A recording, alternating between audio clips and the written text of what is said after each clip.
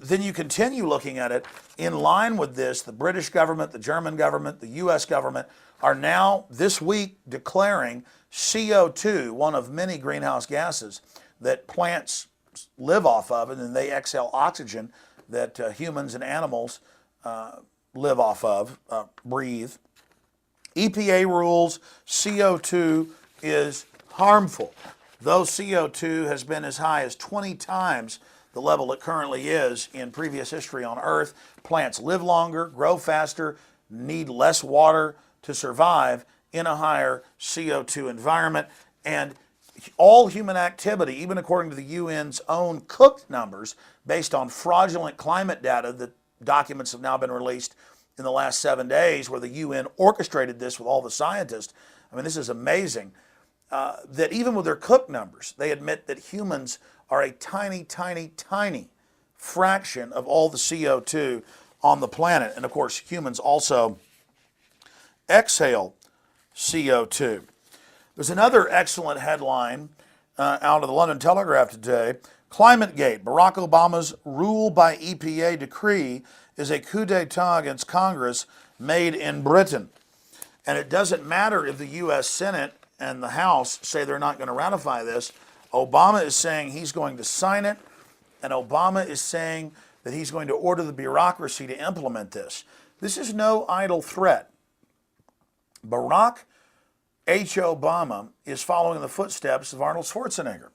Arnold Schwarzenegger couldn't get the California legislature to ban television sets above 40 inches, claiming they were energy hogs, and tax all other television sets. So he just ordered the California Energy Department 1 month ago to implement by fiat a extra legislative, extrajudicial decree that this would be done.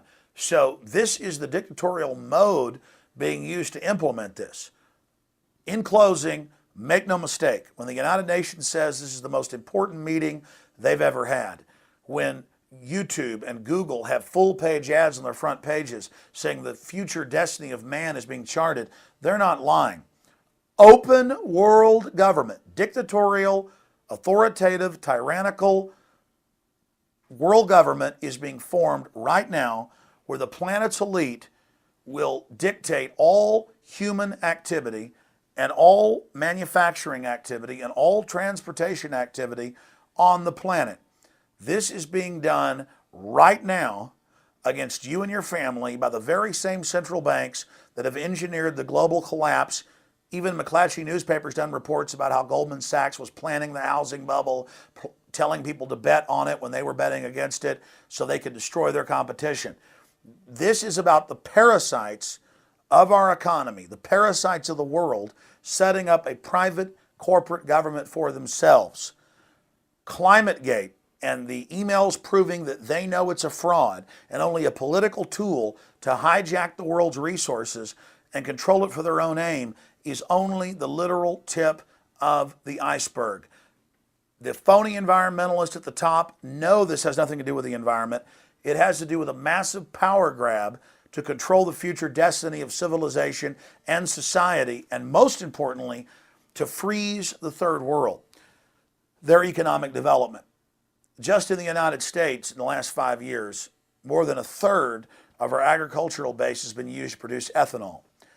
This has triggered, admittedly, a doubling in world food prices in the last 3 years, and riots, food riots, as people starve to death across the world.